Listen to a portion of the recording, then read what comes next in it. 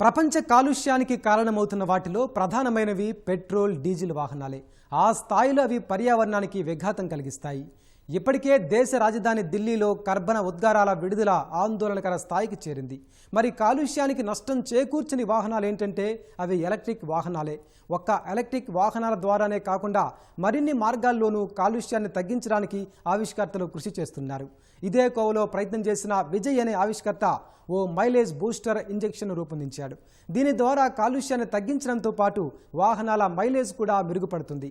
దాంతోపాటు కార్బన్ డయాక్సైడ్ను ఈ ఇంజెక్షన్తో ఆక్సిజన్గా మార్చొచ్చు అంటున్నారు విజయ్. డిఆర్డీఓ ఆమోదం పొందిన డ్రైవ్ 9 మైలేజ్ బూస్టర్ ఇంజెక్షన్ అన్ని రకాల వాహనాలతో పాటు సైనిక వాహనాల్లోనూ వినియోగించవచ్చు. క్షిపణులు, యుద్ధ ట్యాంకులు, జలాంతర్గాములు, విమానాల్లోనూ ఇది పనిచేస్తుందని ఆవిష్కర్త అంటున్నారు.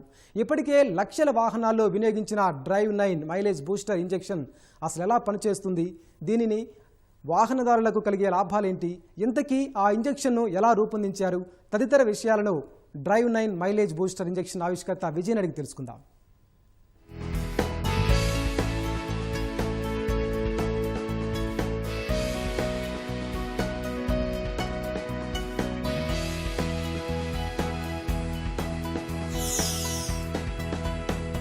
వినూత్న ఆవిష్కరణలు, ఆలోచనలు లేనిది ప్రపంచం ముందుకు నడవదు. మరి అటువంటి ఒక సరికొత్త వినూత్న ఆలోచనతో ముందుకు వచ్చారు విజయ్ నాగళ్ళ గారు.